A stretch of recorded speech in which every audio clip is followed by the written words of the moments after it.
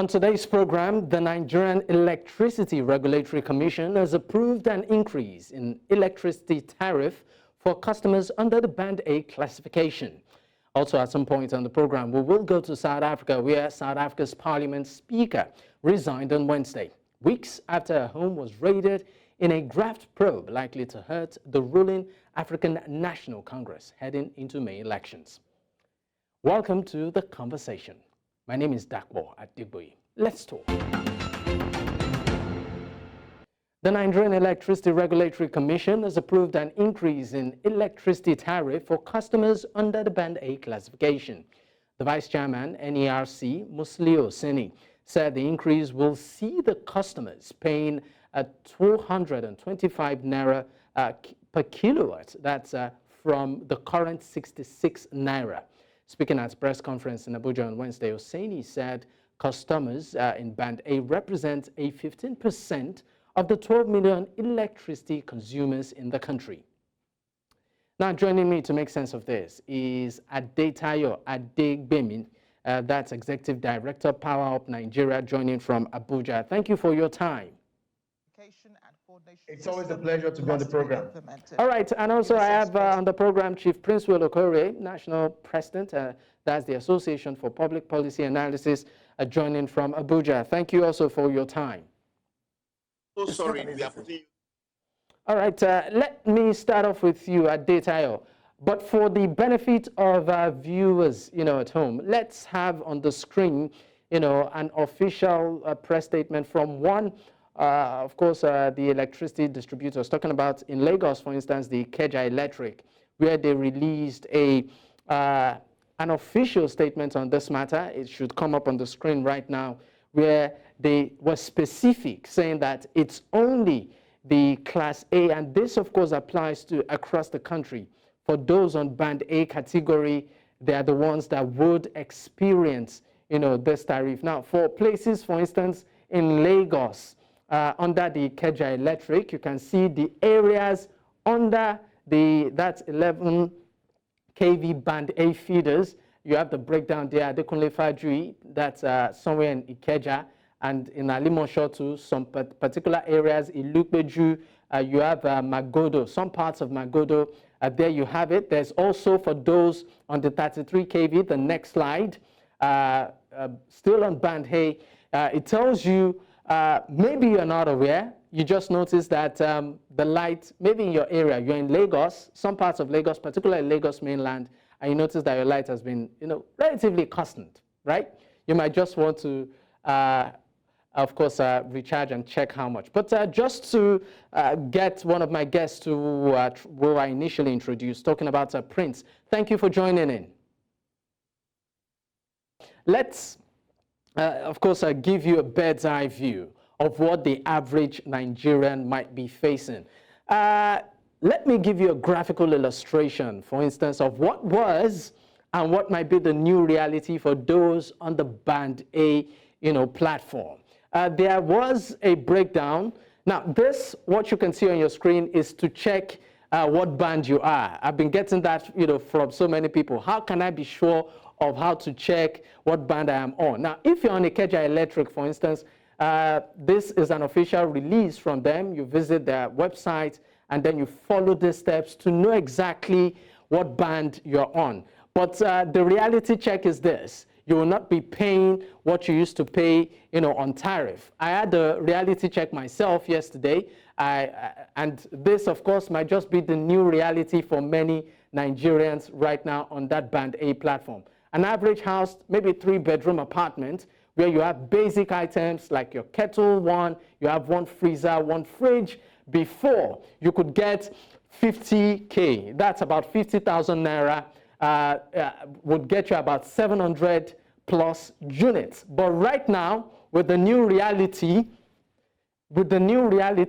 you will get about 222 units of electricity. But let me get back to our guests so that they can make sense of all of this. Adetayo, there was just a breakdown on the screen right now, but before we even get into details, let me know, what do you make of this, will I say, move by the Ministry of Power? Yeah, this Well, this move is not by the Ministry of Power. Please, let's try and understand. The power sector is a regulated sector, and there are regulators of the power sector. I mean, the GENCOs are private entities. Transmission belongs to the federal government, and distribution are also private entities. So there are rules. There is what we call the multi-year tariff order that determines, how tariffs are set, what are the indices to be considered when tariffs are set. The last tariff order that was in effect was December 2022. So what that means is that at the minimum, we have skipped 2 cycles of that tariff review. So yes, this one is not coming to me as a surprise. And I'm also not surprised about the costs that it now involves. What I'm surprised about is the reaction of the people, because like I was saying... I'm sorry, you said what you are surprised about is the reaction of the people. In what context? We're talking about a 300% increase, No, on the heels of inflation. We know what fuel subsidy. Are you talking about, I mean, would you like to shed more light on what you exactly mean by the reaction of the people? See,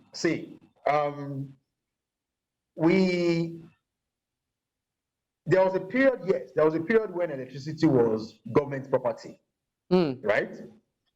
I mean, Yoruba people will say, Joba, put on government in the north, they believe everything is controlled by government. So the input is by government, the output is by government. So it is come see, come saw, whatever you see is what you get, right? But since privatization, it has become majorly a private concern. We are talking about people taking their money to go and buy gas, to generate electricity, hand it over to transmission brings it to another private entity to distribute to homes. So, and at that point, you see, the argument changes because it is no more a welfare scheme. It is now an outright business, right? So we need to get that argument out of the way first. Now, to say the quality of service that gets to different homes, the kind of customer support that we receive, the kind of interventions that we receive is a different kettle of fish entirely, which I believe we should also be able to take into cognizance. See, I use an analogy that is, I think everybody can relate to it. If you have a bakery, right, you need to buy flour, you need to buy butter, you need to get labor for them to work and build these things for you. You need to buy oven, right? If the cost of your bread is 500 naira, and somebody now says, no, be selling it at 200 naira because I don't think my people can afford it. What that does is that it now shifts a big responsibility on that person that says, let me sell it at that price. If the person that says I will pay 300 naira shortfall for you per bread that they are eating, refuse to pay, how long more do you think you are going to remain in business? Part of the fallout is what we experienced in late December, January, February, and a bit of March, when electricity supply to all parts of the country became very poor. Why? Because gas suppliers would tell their suppliers to GENCOs. Why? They kept supplying on credit. They are not being paid. We all know about $2.3 billion debt to gas suppliers alone. These guys will not continue to sell. It's not uncommon.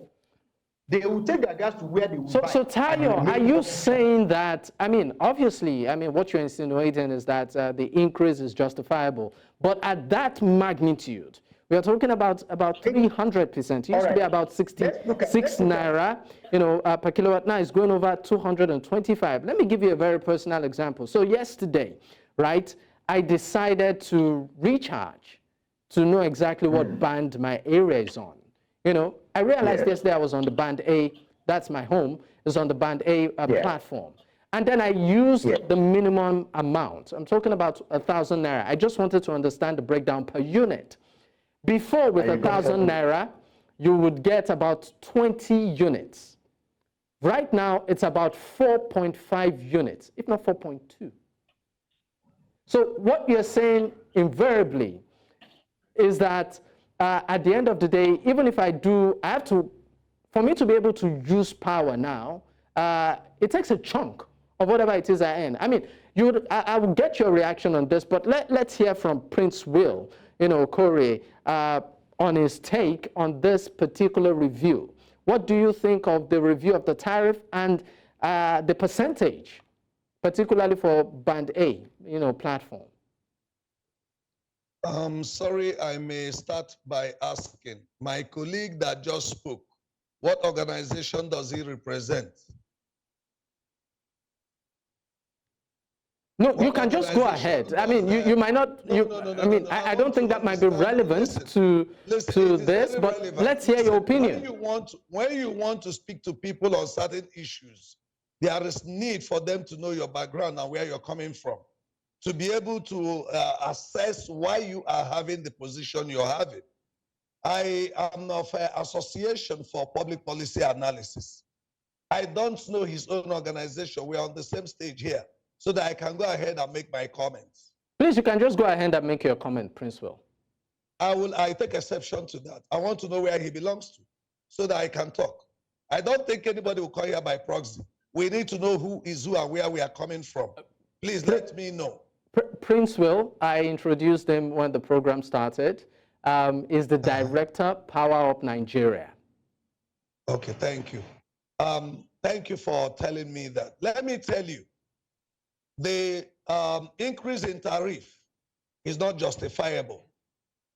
My colleague there is talking about how people are spending money, and he talked about privatization. Recall that Nigeria is a democracy, and democracy is ruled by law, and policies are there to be implemented. In the first place, the privatized discos distribution companies since 2013, they have been getting what they call OPEX, operational expenditure. They've been getting what they call CAPEX, capital expenditure. This year, 2024, Abuja Electricity Distribution Company, for instance, has 59.9 billion naira, 59.5 billion naira as operational expenditure. And they have CAPEX. And this has been happening virtually every year. There is the multi-year tariff order that shows the amount of money they will invest in metering the consumers.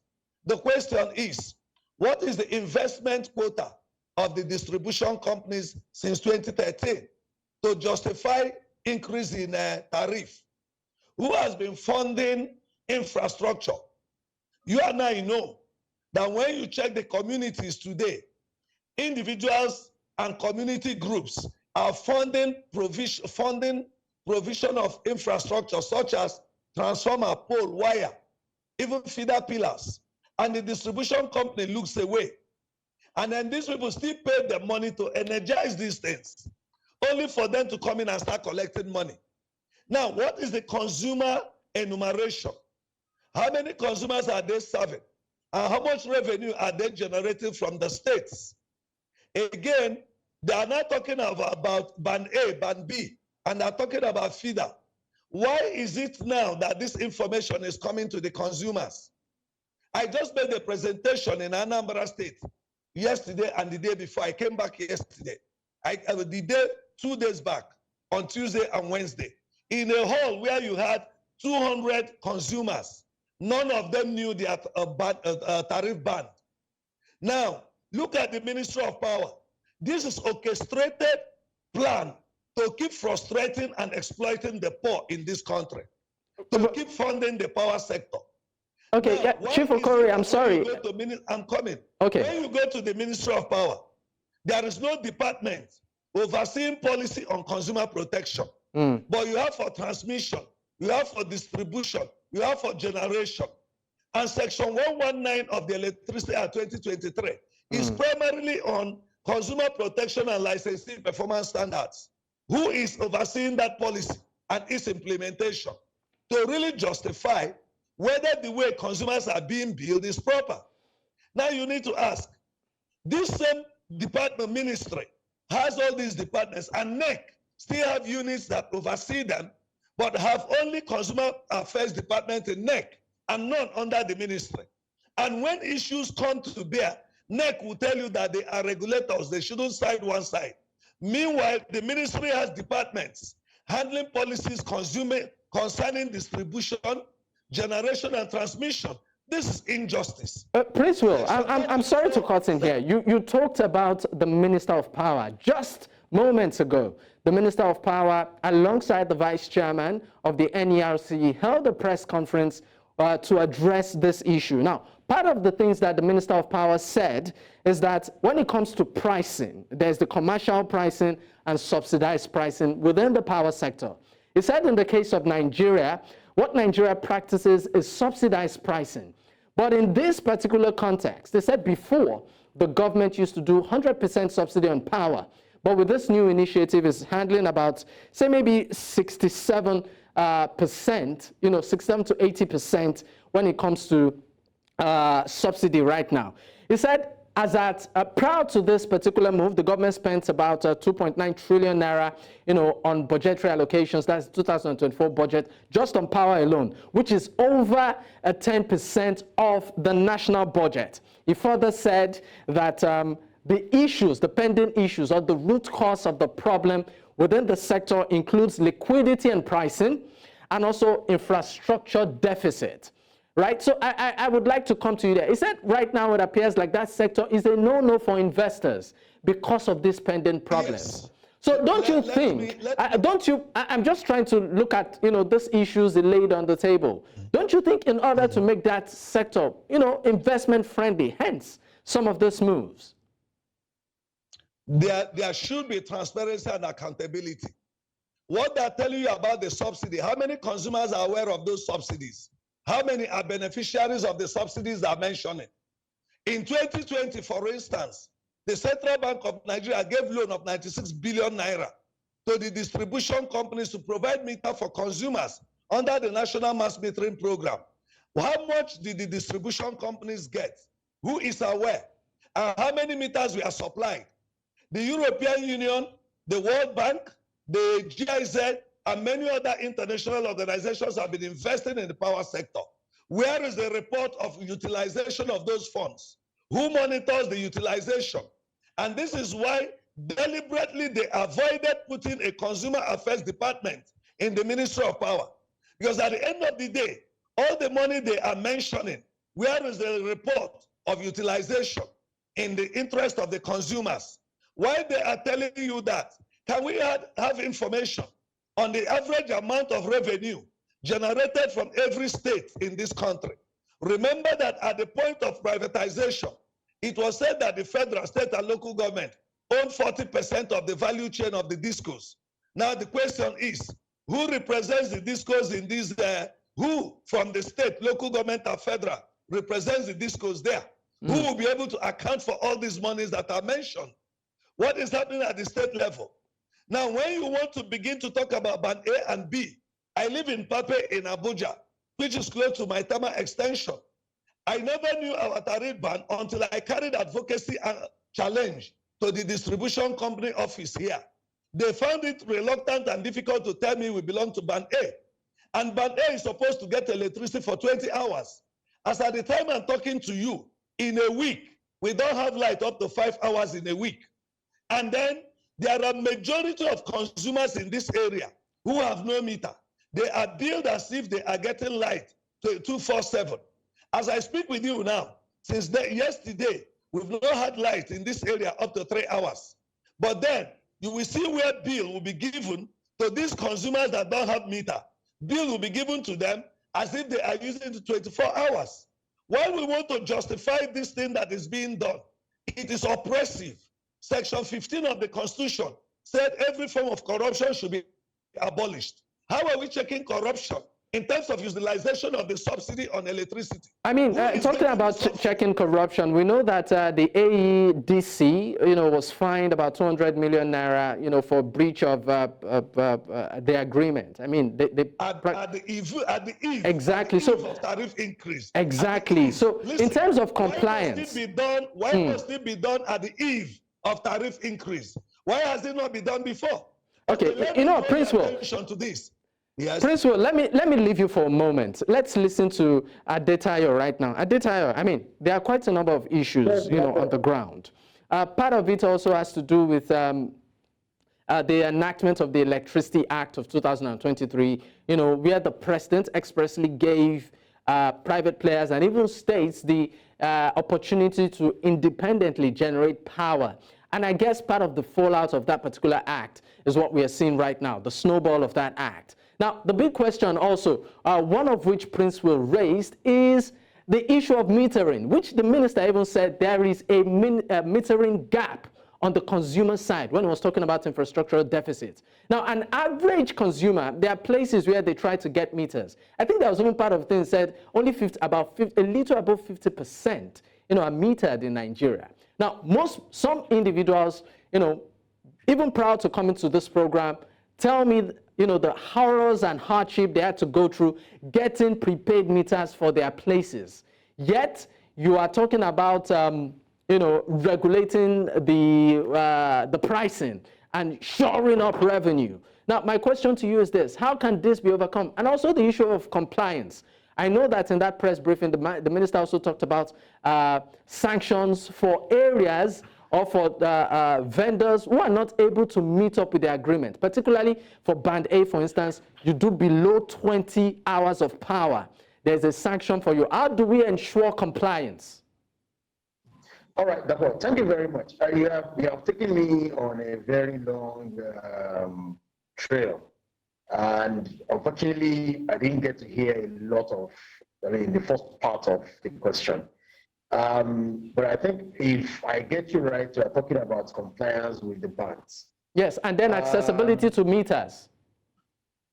No, I would rather speak to the issues that are on the table, And the issue is this. Number one, there are a lot of things to unpack in this this supplement MITO order. And one of it is the fact that this tariff increment affects only 15%, of customers in the NERC. That's number one. Then who are these 15%? These 15% are definitely people that live in the highbrow areas, the well-to-dos, the people that have established infrastructure, power infrastructure, that makes it possible for them to have a 24-hour power supply, and taking Nigerian factors into play and everything, say minimum of 20 hours power supply.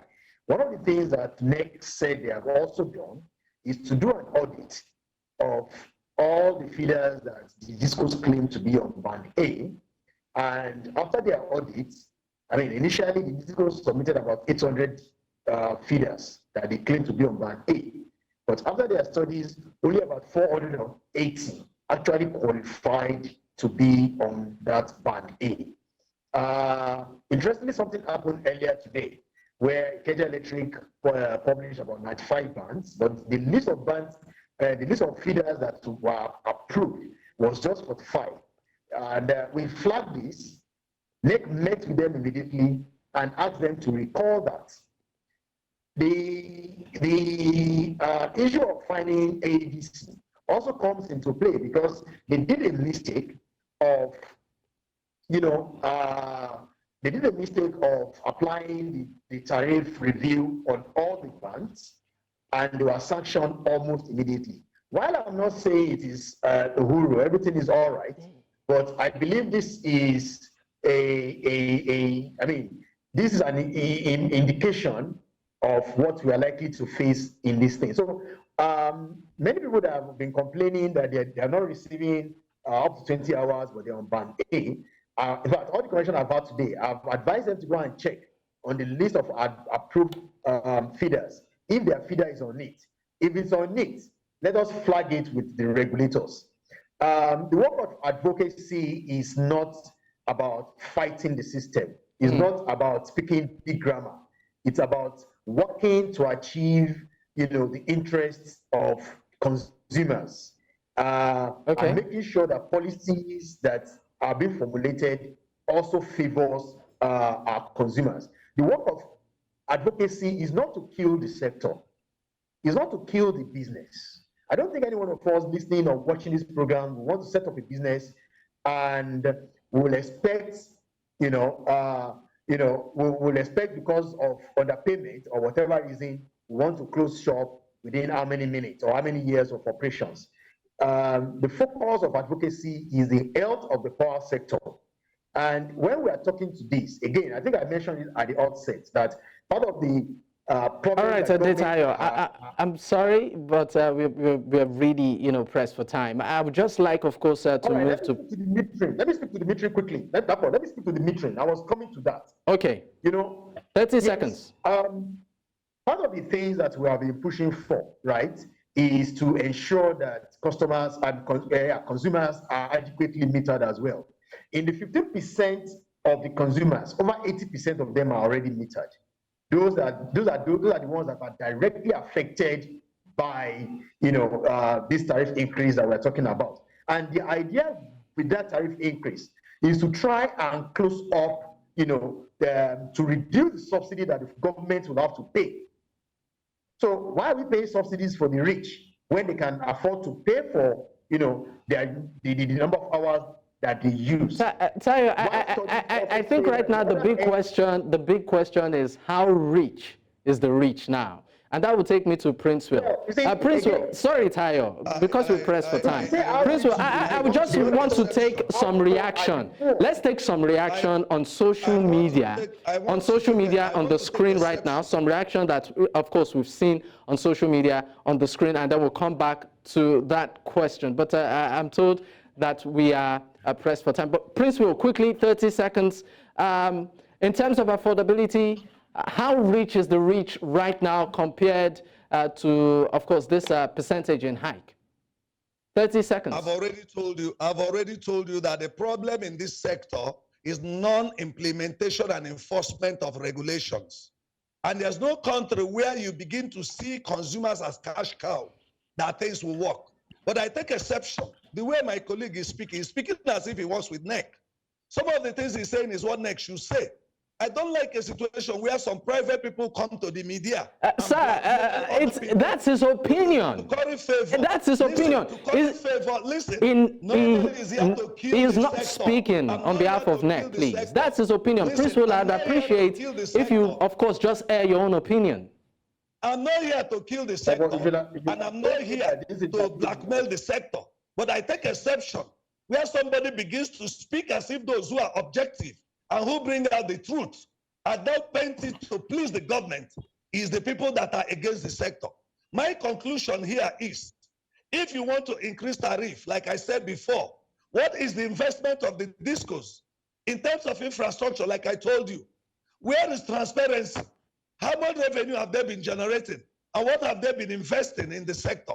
It's not about killing the sector, but it is wickedness somehow when you still see the same consumers who fund the sector, who buy the transformers, buy the poles and wire, who pay for maintenance, and you still increase tariff for them. You are not looking at, because let me tell you, this is not for rich. In Pape, in Abuja here, there is an area where the very poor are living. And they are all right, Princewill. All right, Princewill, I'm sorry we're pressed for time, but gentlemen, thank you so much. I deeply appreciate your presence on the program. Adetayo Adegbemle, that's Executive Director, PowerUp Nigeria from Abuja, and also Chief Princewill Okorie, National President, Association for Public Policy Analysis, also from Abuja. Gentlemen, once again, thank you for your time. Thank you. Thank you very much for having us. All right. Now, at this point, we'll go on a quick break. When we return, we will be going to South Africa, a country gearing up for its elections. Stay with us.